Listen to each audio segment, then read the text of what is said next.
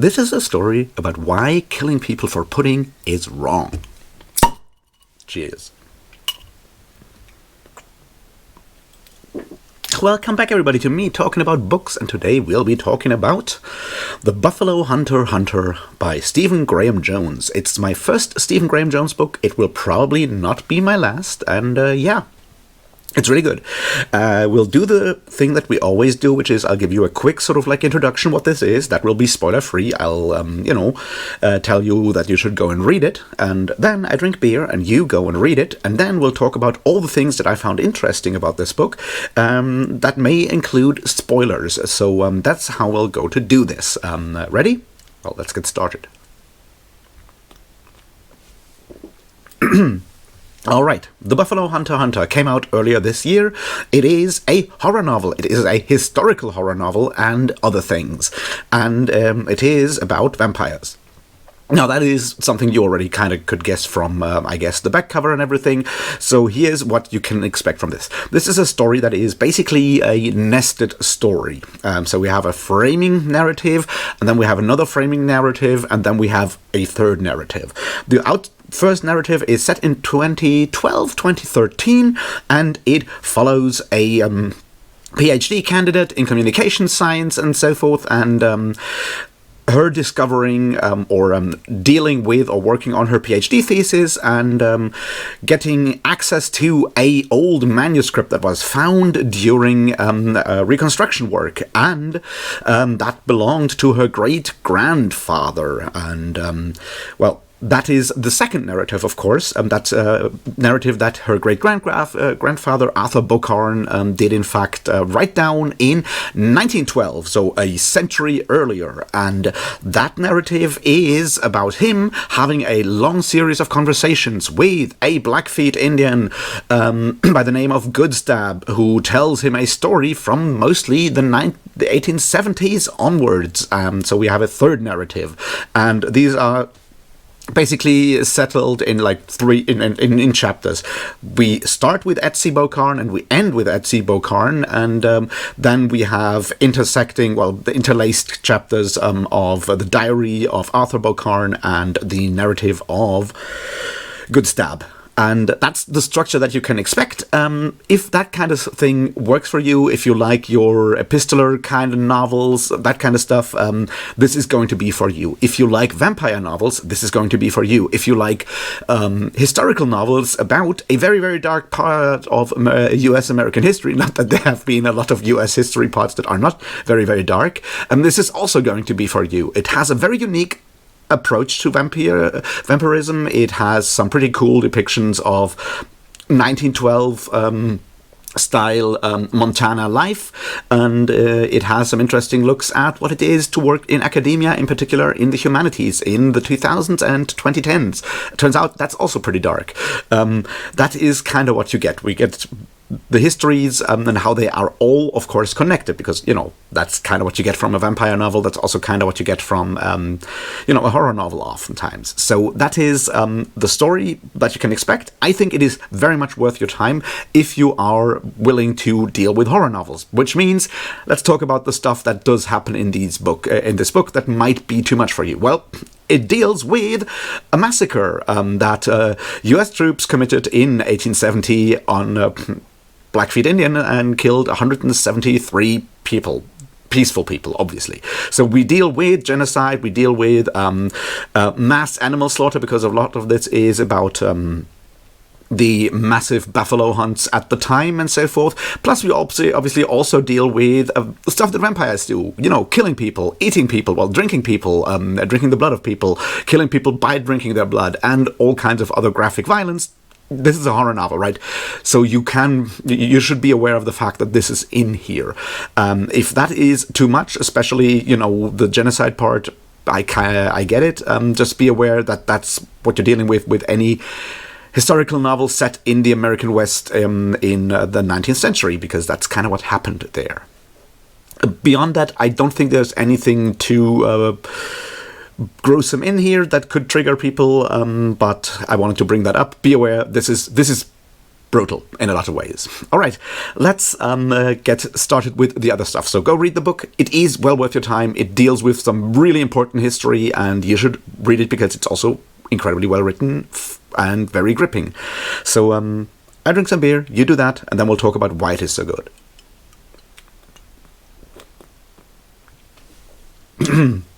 All right, I'm back. You're back. I hope you enjoyed the book. Let's talk about why it is so good. And let's start with the structure for a moment. I already mentioned that it is basically a nested story, or 3 nested stories with Etsy Bocarn's, Arthur Bocarn's, and Goodstab's narratives nested one in the other.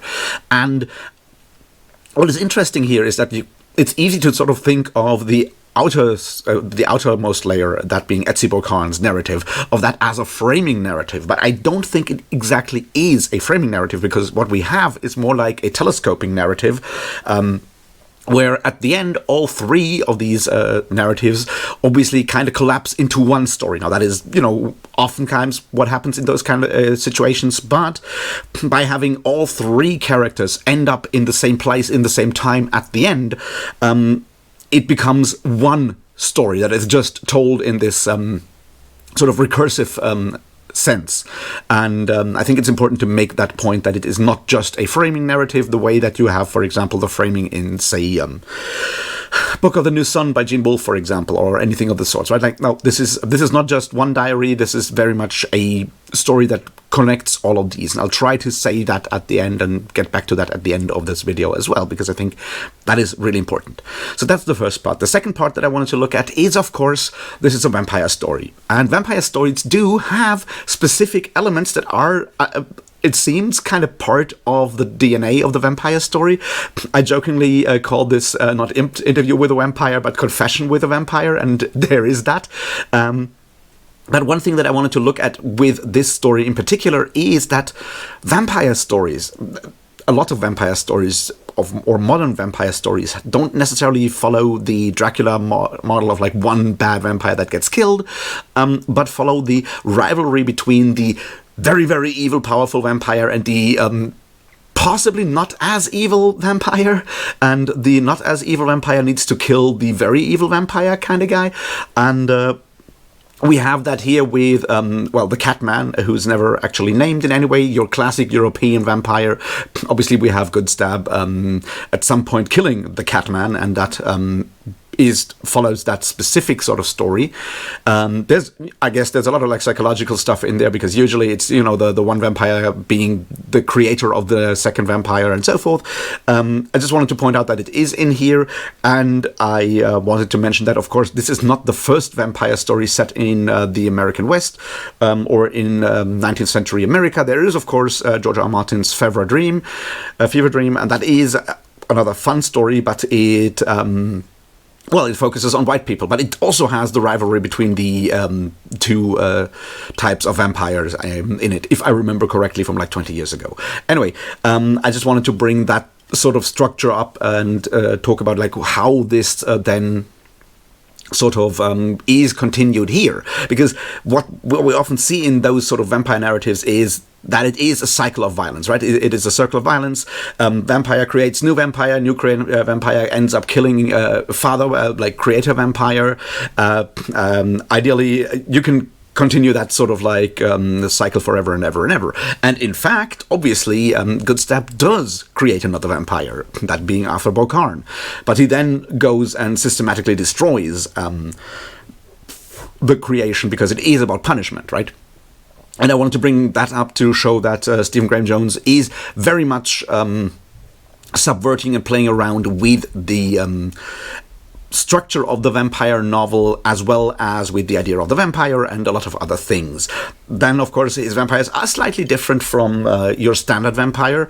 They drink blood, they can drink blood of animals and humans, but the idea that they take on the personality, or at least some aspects of the creature that they are drinking blood from, I think that is a very clever aspect, because it does lead to something that we are going to talk about in a moment, that is obviously the parallels between vampirism and, exploitation capitalism and so forth. I think that is a very important element, and Stephen Graham Jones is very, very clever in using that, and that is one way that we can see that is through the element of gluttony. Now, since Arthur Bocarn is a pastor, a Lutheran pastor, and still, the idea of like the 7 sins, 7 deadly sins, whatever you want to call them, in Christianity is something that you can see here, and you can probably map a lot of them into the narrative here. But the key one, and I think it's really clever the way that Stephen Graham-Jones does that, is the sin of gluttony. Now, we see that in Arthur Bocarn, even in his own diary as a human, that so much of it is always focused on him eating the food that his parishioners bring him, and every time he's overeating, he's eating it immediately. He is very much indulging in the sin of gluttony in a lot of ways. And that, I think, is important, very important. Now, why is that fascinating to me? Well, we see also in Goodstab's narrative that once he becomes a vampire, he can't really stop drinking blood while doing that, right? Like, he takes a person and he starts drinking blood, and it is very, very hard for him to stop before he has killed his victim in that situation.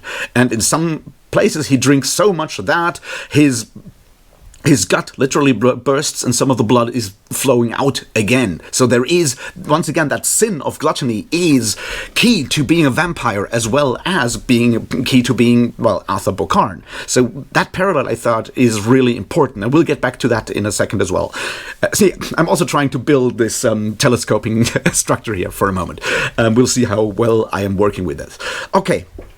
So let's go to the next sort of element here and look at that, because I think we, are reaching sort of like the lowest point of this recursive analysis here.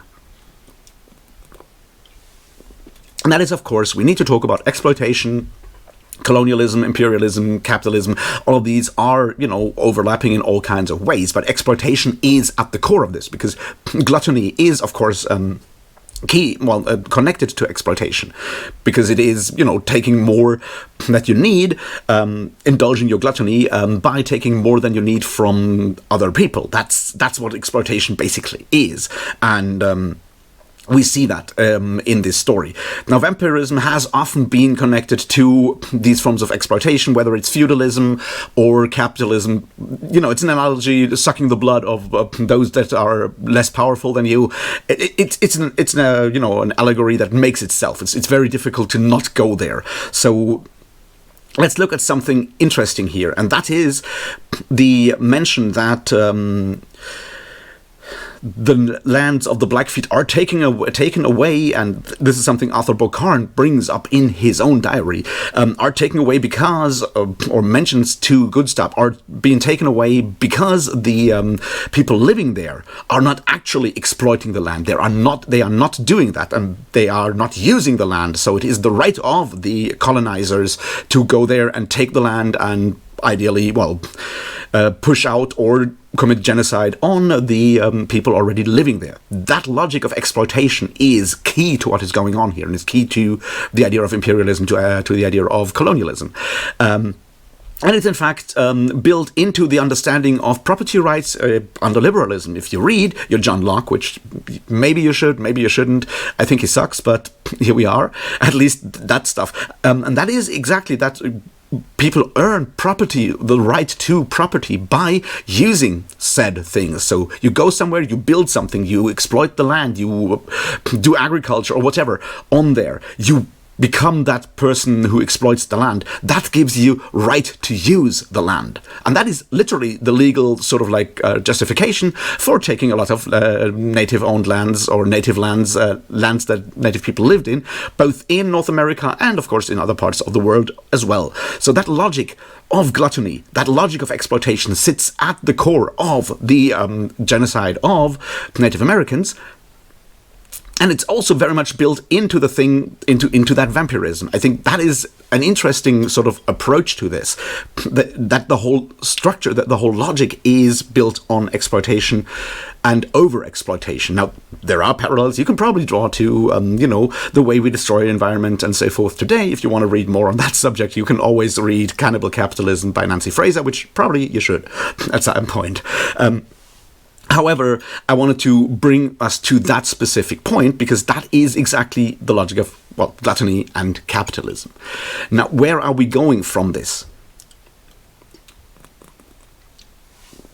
Well, obviously, what happens is that to fight said, well, more or less by accident, to fight the incoming buffalo hunters and so forth, Goodstab becomes basically someone also indulging in the logic of exploitation and the logic of gluttony by becoming a vampire. Now, it's not necessarily fully his choice, but he certainly does not go out of his way to actually end his own life or unlife in that situation. He talks about it and goes, no, I still have to do this.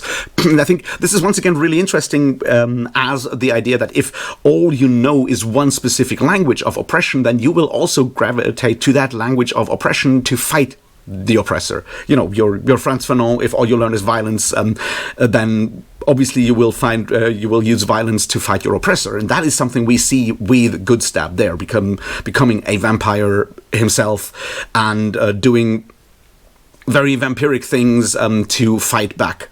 We also learned that it's inevitable that this will fail because one person can't stop a systemic logic, right? You can't stop the fight over North America. You can't fight all of that system by being one person. That is the truth here, and that is unfortunately the really, really dark element in it. So that is the first interesting element to get back out of this, right? The next part that I wanted to look at is Arthur Bocarn's approach to this. See, Arthur Bocarn writes down in his own diary, and it's wonderful to see the sort of like different layers of this narrative. It also in like the prose style, Etsy's style is a very 2010s sort of like millennial style of writing, academia, approach to writing with lots of irony and humor and so forth.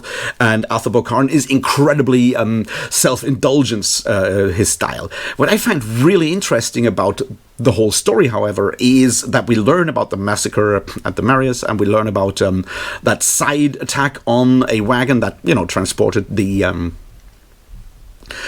first vampire that came over to America to, do all of those things. We learn about that as with the story that Goodstab and his brothers are trying to reduce the appearance that said wagon track was attacked by Blackfeet, because it wasn't, but it was made to look like that. And that is something that really happened a couple of times, where violence was attributed to different native groups to then justify the eradication of said native groups. And we see that one perfect example there is, of course, and the 1912 sort of like setting is interesting in that regard, was the Mountain Meadows massacre in Utah, which was perpetrated by Mormon settlers against other settlers, and then for the longest time was tried to be pinned on local native groups. In fact, the whole story was more or less broken open in the early 20th century when one of the last surviving people who committed said massacre tried to confess his story to the local school teacher, Juanita Brooks, and then died before she could actually write down his own confession. So there is a parallel there. I don't know if that was deliberate, or it's just that I have read too much Mormon history at this point, that I made that sort of like connection between the setup with Arthur Bocarn and the events of 1870 in that regard. So that I just found really interesting. Now, to get back to where I was trying to go, right? It's, of course, Arthur Bocarn's writing, and this is interesting, is very much a reshaping and recontextualizing of the pure narrative that Goodstab delivers. That is usually written as the Nachtzehrers dark gospel, which is first-person narrative written by, spoken by Goodstab in using a specific that specific diction with different Blackfeet words in there, or translations, and so forth. And then Arthur Bocarn recontextualizes this by dehumanizing Goodstab, by trying to explain away and reframe what the events of 1870 were, how someone who is constantly, seen as lesser, might misunderstand things and so forth, and how he slowly is, realizing that, no, the things happening there were actually the truth, and how that goes from there. And this is important, because one thing that we do that is key to committing genocide in particular is the dehumanization and the seeing as lesser of the people that is destroyed. And that is exactly what we see in the depiction of, Native Americans. It's something we see in genocides that are going on right now. It is something that is key to that. And seeing that done in these very clear different styles of narrative, and the reframing, I think, is interesting and is very well done. It's also interesting to see how that is slowly breaking apart once Arthur Bocarn realizes, or is forced to actually confront the fact that he is a key player and not just someone who's writing all of this up.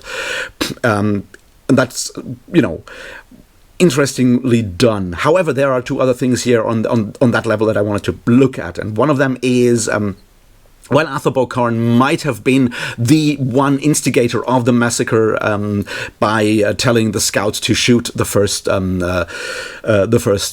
native who had the passport and the documents that this were, the official documents. He's obviously not the only one benefiting from this, right? We see elements of this genocide all over town. Whenever he goes to Miles City, we see buffalo heads everywhere. We see the chandelier that is made of molten guns. That is something that Goodstab left behind when killing buffalo hunters and so forth. We see how it is deeply ingrained in the entire society there. That, I think, is one really well done element. It's yes, some people may have been worse than others, but the entire world built out of this is deeply implicated. It is very much tied to the structure, to the genocide.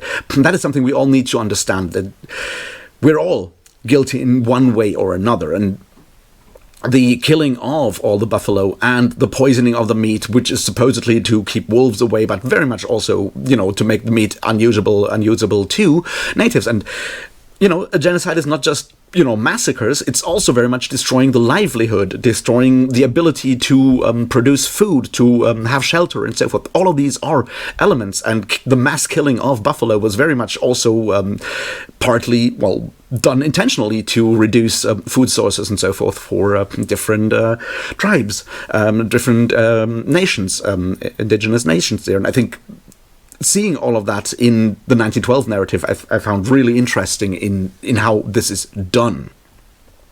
So Arthur Bocarn is very much trying to reframe what is happening until he realized that, yes, his overweening gluttony, being the one who wanted to go back and eat more of that pudding, sort of drove him to the madness of, trying to hasten the results of their expedition, and that result obviously being the massacre of everyone.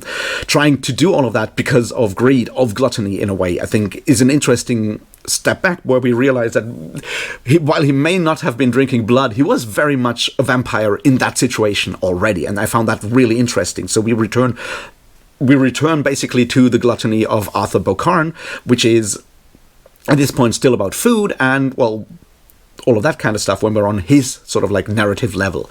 Which brings me to the third level once again, where we end up with Etsy Bocarn and her attempts of getting through the narrative, through the manuscript, and trying to reframe it once again, because that is exactly what, editing and publishing and so forth a historic manuscript is in academia. What we do in those situations is, of course, once again, reframe and recontextualize and reshape a narrative.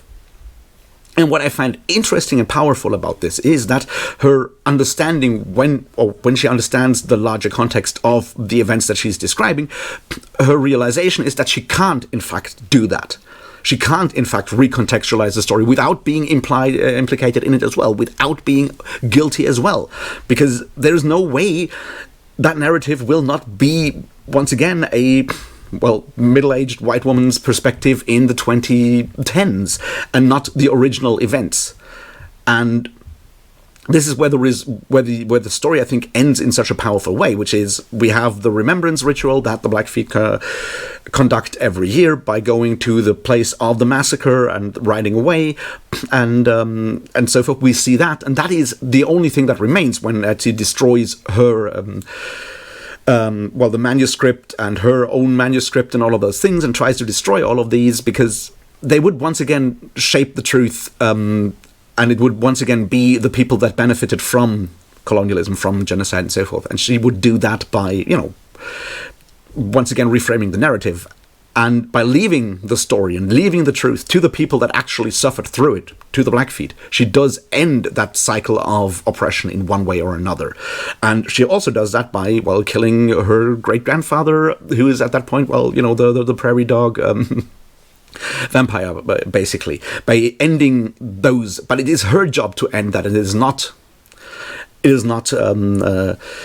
Good Stab's job, because that would just be revenge. But it has to come from our side. It has to come from the side of the people who benefited from the genocide. And I think that is a very powerful. I don't want to necessarily call it a positive message, but it is one way of getting out of, resolving the dilemma of how can we move forward if we live in places that are built on so much oppression, destruction, and so forth. And I found that a very meaningful and very powerful sort of way of ending that. So it's a really cleverly done story. I think it's really powerful. I really enjoyed reading it, reflecting on a lot of stuff. I appreciated the sort of elements of Germanness in Arthur Bocarn's story or style. That was really fun and really engagingly done, so that was cool. And impressive story. I will definitely go back and read more of Stephen Graham Jones's stories in the future. What did you think of this, if you've read it? Did you enjoy it? Did you learn something? Did you hate it? Let me know in the comments down below. Did something fun? Tell me something fun. Like, subscribe, do all of those other things that I'm supposed to ask you. There's, Patreon and those kind of things. Most importantly, however, read good books, be good people. I'll see you in the next one, and until then, thanks and cheers.